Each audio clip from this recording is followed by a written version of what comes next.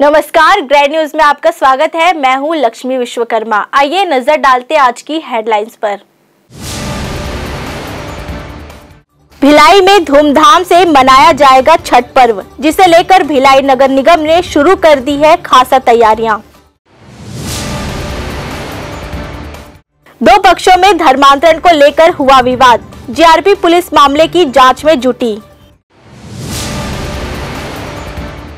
Film देखने गए परिवारों के साथ हुई लूट, प्रार्थी ने दुर्ग पुलिस थानों में दर्ज कराई शिकायत।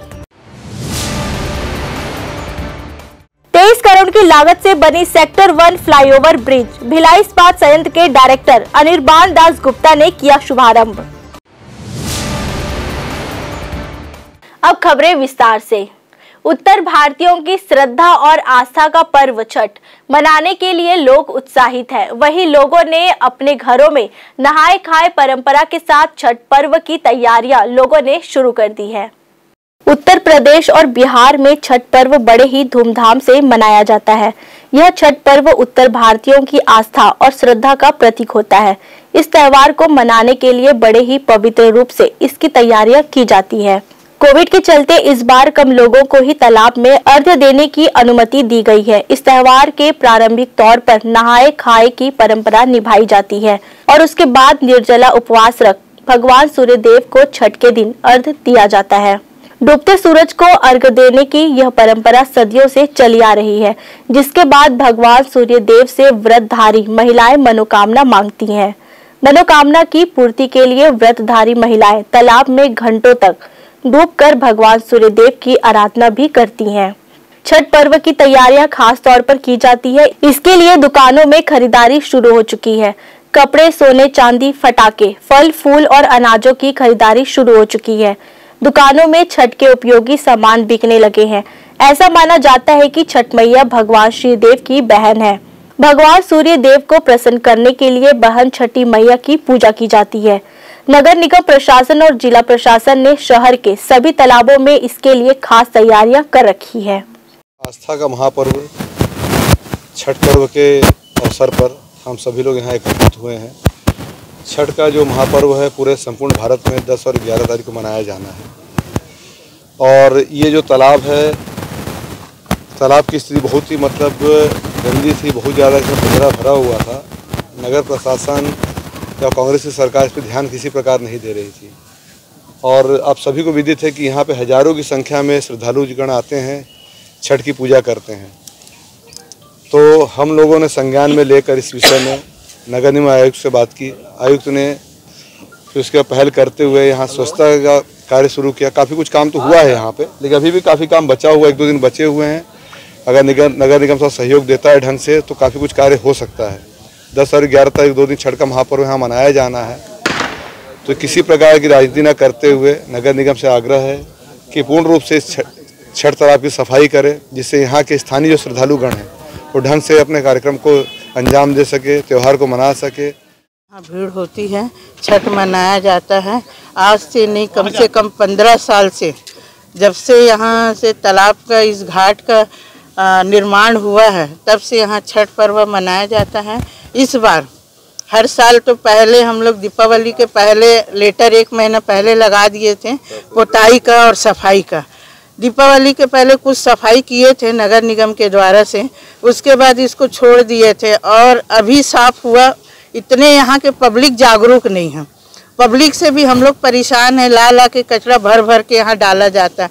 ये पहले पब्लिक थोड़ा सा सुधार आना चाहिए। मीडिया के माध्यम से लोग अगर सुने तो जागरूक हो। यहाँ बैठ के लोगों को हम लोग बताते रहते हैं कि यहाँ कचरा मत डालिए। पानी है जो इतना अच्छा पानी है, मरनी, हरनी, छठी, अभी कार्यक्रम हुआ है गौरी गौरा का, उसमें भी लोग ला के भरे, दीपावली का भर दिए कचरा ला के। सभी तालाबों के घाटों की सफाई, रंग पुताई और फिर सारी व्यवस्थाएं की जा रही है। यातायात व्यवस्था को देखते हुए पुलिस महकमे को भी मुस्तैद कर दिया गया है। बड़ी संख्या में भिलाई शहर में रहने वाले उत्तर भारतीयों की सुविधा का ध्यान रखा जा रहा है। ग्रैंड न्यूज के लिए अतुल शर्मा की रिपोर्ट। दुर्ग जिले में फिर से एक बार धर्मांतरण का मामला सामने आया है। भिलाई के चरोदा VMYG केबिन गणेश चौक बस्ती में दो पक्षों के बीच धर्मांतरण को लेकर विवाद हुआ, जिसे लेकर GRP पुलिस मामले की विवेचना कर रही है। दरअसल पुलिस ने रुकमणी सोनवानी की शिकायत पर ज्योति शर्मा पर जुर्म दर्ज किया है। वहीं ज्योति शर्मा की शिकायत को जांच में लिया गया है। GRP TI LS राजपूत ने बताया कि सोनवानी शिकायत की है कि उसके घर के पास में प्रार्थना कक्ष है, जहां 15 वर्षों से प्रेयर कर रही है। ज्योति शर्मा करीब 20 लोगों के साथ पहुंची, उसके धर्म का अपमान करने लगी, भवन के अंदर घुसे और गाली गलौज करते हुए मारपीट की, चर्च के सामान को भी क्षति पहुंचाई। GRP पुलिस मामले में जुर्म दर्ज किया गया। TI ने बताया कि ज्योति शर्मा ने धर्मांतरण कराने का आरोप लगाते हुए शिकायत की है। रुकमणी सोनवानी है जी केबिन चरोदा बस्ती की, वो अपने परिवार के साथ प्रार्थना कर रही थी घर में। उसी दौरान ज्योति शर्मा और उनके साथ में कुछ लड़के 15-20 लड़के आए और अंदर घुस करके उनके साथ मारपीट के घर में तोड़-फोड़ किए हैं और उसके बाद चले गए। तो ज्योति सोनवानी रुकमणी सोनवानी की सूचना पर से अपराध पंजीबद्ध करके बेचने में दिया गया। सर किन किन धाराओं में अपराध पंजीबद्ध किया जा रहा है सर? 147, 148 और 294, 506, 323, 427 IPC। जांच में मिले तथ्यों के आधार पर जुर्म दर्ज किया गया है। ग्रैंड न्यूज के लिए अतुल शर्मा की रिपोर्ट। दुर्ग के तरुण टॉकीज में सूर्यवंशी फिल्म देखने गए प्रार्थी अमित शर्मा एवं पत्नी लक्ष्मी शर्मा बहन निकिता तिवारी के साथ स्टेशन रोड के पास कुछ आरोपियों ने छेड़छाड़ और लूट की घटना को वारदात दी, जिसे लेकर अमित शर्मा ने पुलिस थाना में शिकायत दर्ज कराई। दरअसल जब लोग टॉकीज के अंदर पहुंचे तब शो चालू हो चुका था। उनके सामने की सीट में 4 लड़के शो देखने बैठे थे। शो देखने के दौरान सामने सीट में बैठे लड़के हुल्लड़ तथा गाली गलौज कर रहे थे और आपस में एक दूसरे का नाम देवेंद्र उर्फ मोटू विश्वकर्मा, प्रवीण उर्फ निक्की मेश्राम, फारूक उर्फ रंगरेज टकला, दीपेश साहू बोल रहे थे। प्रार्थी परिवार के साथ शो देख रहा था, इसीलिए सामने बैठे लड़कों को गाली गलौज करने से मना किया। जो चारों लोग अचानक से उत्तेजित होकर चारों प्रार्थी तथा उसके परिवार को गाली गलौज कर हाथ मुक्का से मारपीट किए तथा दीपेश साहू नामक लड़का प्रार्थी के जींस के जेब में हाथ डालकर रखे नकदी रकम 4100 रुपए को लूट लिया और वहां से चारों लोग भाग गए। लूटपाट के दौरान प्रार्थी के जींस के जेब में रखा Vivo Y20G कंपनी का मोबाइल टॉकीज के अंदर कहीं गिर गया। चारों लड़कों के द्वारा मारपीट से प्रार्थी के बाएं भाग गला के पास चोट खरोच लगा। देवेंद्र उर्फ नोंटू विश्वकर्मा, प्रवीण उर्फ निक्की मेश्राम, रंगरेज उर्फ टकला, दीपेश साहू की रिपोर्ट पर अपराध कायम कर विवेचना में लिया गया। विवेचना के दौरान आरोपियों की पतासाजी की गई। 6 तारीख की रात की घटना है। इसमें प्रार्थी जो है जिनका नाम अमित शर्मा है, वो अपनी फैमिली के साथ मूवी देखने के लिए गए थे और इसी दौरान 4 लोग थे जिनका नाम देवेंद्र, प्रवीण, फारूक और दीपेश साहू है। इन्होंने हुल्लड़बाजी करते हुए इनसे विवाद हुआ और इनके पॉकेट में रखे थे 4100 रुपये, वो भी लूट के ले गए और इसी दौरान उनके मोबाइल में गिर गया था। तो उस पर उक्त घटना पे पुलिस ने FIR दर्ज किया है और कार्रवाई हो रही है। के दौरान पेट्रोलिंग के निशादेही पर पूछताछ किया गया कि आरोपी देवेंद्र विश्वकर्मा, प्रवीण, रंगरेज, दीपेश को पूछताछ पर अपराध दर्ज कर न्यायिक रिमांड में भेज दिया गया है। ग्रैंड न्यूज के लिए अतुल शर्मा की रिपोर्ट। भिलाई के सेक्टर 1 स्थित चौक पर नवनिर्मित फ्लाईओवर का शुभारंभ भिलाई इस्पात संयंत्र के डायरेक्टर इंचार्ज अनिर्बान दास गुप्ता द्वारा किया गया। फ्लाईओवर के बन जाने से सेक्टर 1 फ्लाईओवर पर आवागमन शुरू हो जाने से टाउनशिप में ट्रैफिक का दबाव कम हो जाएगा। खासकर भिलाई इस्पात संयंत्र के अंदर से बाहर जाने वाले भारी वाहनों और सेंट्रल एवेन्यू से आवाजाही करने वालों को राहत मिलेगी। संयंत्र के वाहन सीधे सेक्टर 1 फ्लाईओवर से खुर्सी पार गेट होते हुए 4 लेन से रायपुर की ओर निकल जाएंगे। इसी तरह हाईवे पर दोनों ओर से टाउनशिप और संयंत्र आने वाले वाहनों को भी पावर हाउस ब्रिज या खुर्सी पार गेट मार्ग से आना नहीं पड़ेगा। इसकी लागत 23 करोड़ रुपए की फ्लाईओवर शॉल देकांगेस्ट सीज सर्किल की बनाई गई है। भिलाई इस्पात संयंत्र के डायरेक्टर प्रभारी अनिर्बान दास गुप्ता ने बताया कि यह भिलाई के लोगों के लिए इस फ्लाईओवर के शुरू हो जाने से आवागमन के साथ ट्रैफिक कंट्रोल महत्वपूर्ण साधन बन गया है। साथ ही स्टील मार्केट से सेल के विभिन्न उत्पादों की अच्छी खासी डिमांड होने की वजह से बीएसपी की विभिन्न मिल और शॉप्स ने अच्छा प्रदर्शन किया और मार्केट की डिमांड को पूरा करने में कामयाब रहा। ये फ्लाईओवर तो इससे काफ़ी ट्रैफिक में कंजेशन कम हो जाएगा, ट्रैफिक की यातायात में जो सुरक्षा है वो बढ़ जाएगी, लोगों को कम दिक्कत होगी और ट्रैफिक का स्पीड बढ़ेगा, सेफ्टी बढ़ेगा। स्टील प्लांट ने ये कीर्तिमान रचे और सबसे जो उत्साह वाली बात है कि ये जो कीर्तिमान ज़्यादातर रचे गए जो हमारे नए मॉडेक्स यूनिट थे उन्हीं में ज़्यादा रचे गए कि वो करीब करीब अपने रेटेड कैपेसिटी में पहुँच गए या उनको पार कर गए। और ये जो कीर्तिमान भिलाई स्टील प्लांट में रचे, ये जो रैंपिंग अप हुआ जिसको कहते हैं ना, जिसमें उत्पादन बढ़ाने की जो इसमें जो गति थी वो सबसे ज़्यादा थी यहाँ पर दूसरे प्लांटों के बनस्पत। तो एक बहुत बड़ा उपलब्धि है हमारे भिलाई की जो बिरादरी है उनके लिए और हमारे इंजीनियर्स, हमारे जो कर्मचारी, हमारे जो ठेका कर्मचारी, सबके लिए उपलब्धि है। तो ये सभी का योगदान है। ग्रैंड न्यूज के लिए अतुल शर्मा की रिपोर्ट। अब वक्त है एक छोटे से ब्रेक का, आप बने रहिए ग्रैंड न्यूज के साथ।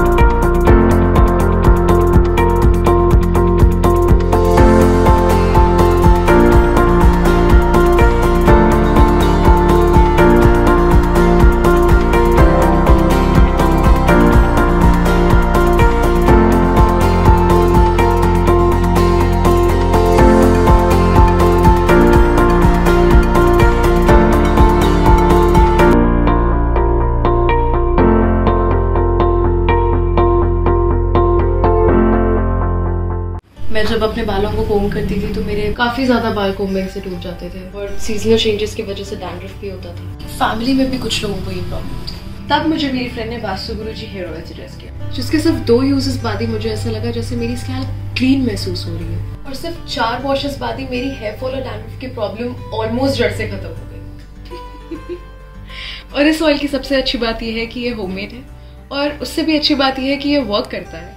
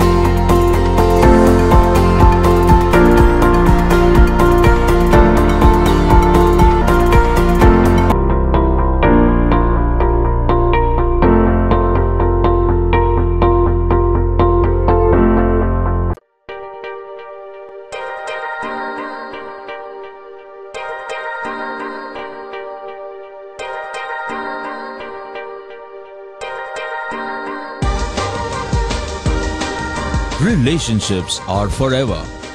Out of all loved ones, your children are most precious. One of our biggest dreams is to give our children's marriage the top in luxury and facility.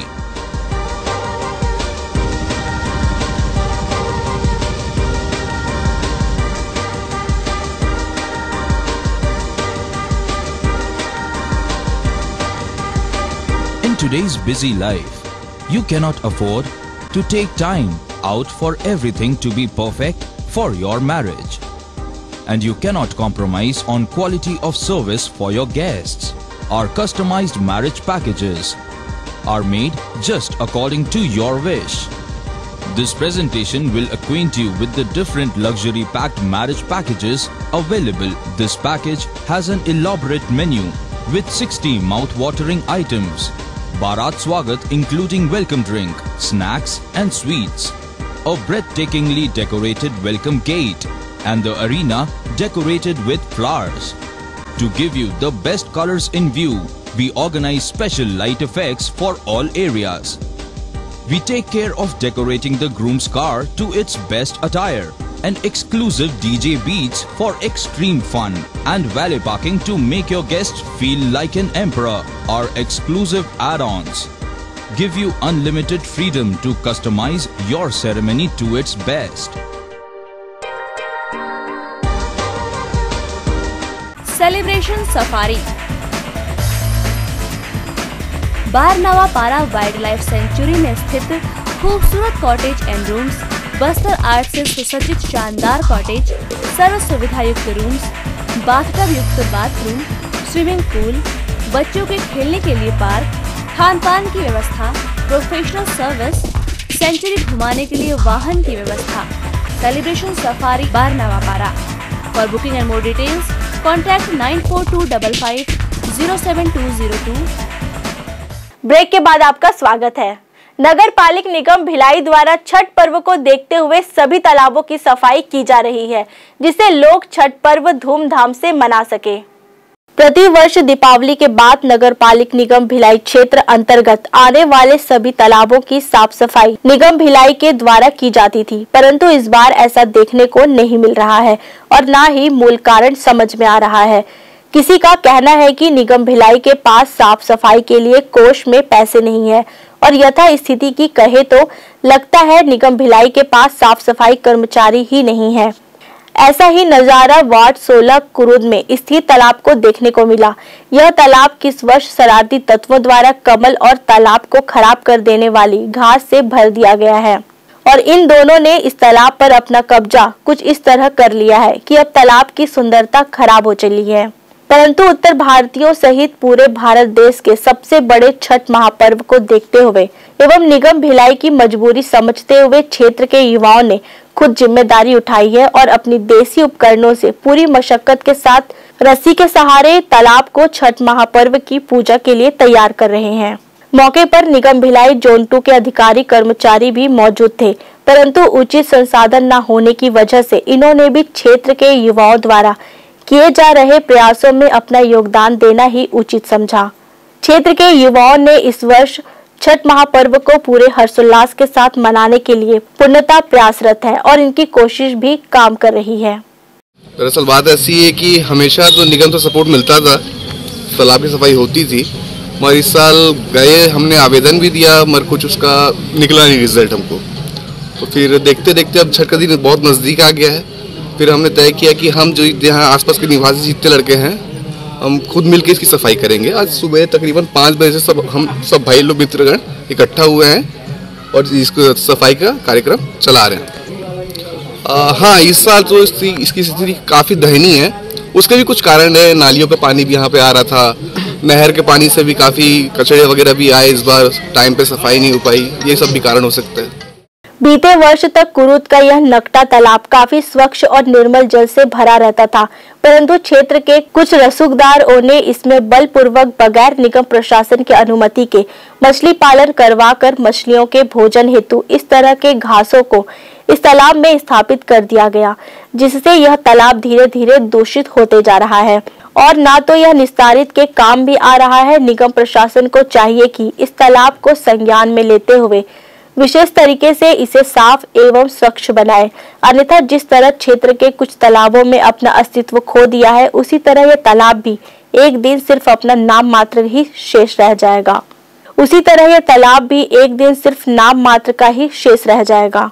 Grand news के लिए अतुल शर्मा की report.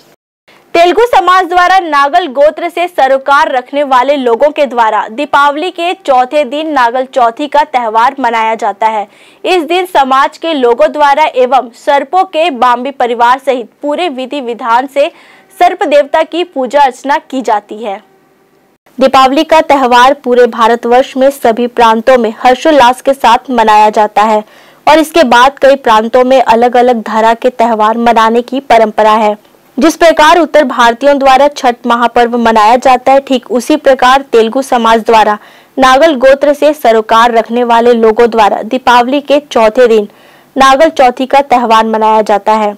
इस दिन विशेष पर समाज के लोगों द्वारा सर्पों के बाम्बी परिवार सहित पहुंचकर पूरे विधि विधान से पूजा अर्चना की जाती है, जिसमें सर्व देवता को अंडा, दूध एवं घर में बने प्रसाद स्वरूप अन्य सामग्रियों का भोग लगाया जाता है एवं धूप दीप अगरबत्ती दिखाकर परिवार की खुशहाली की कामना की जाती है।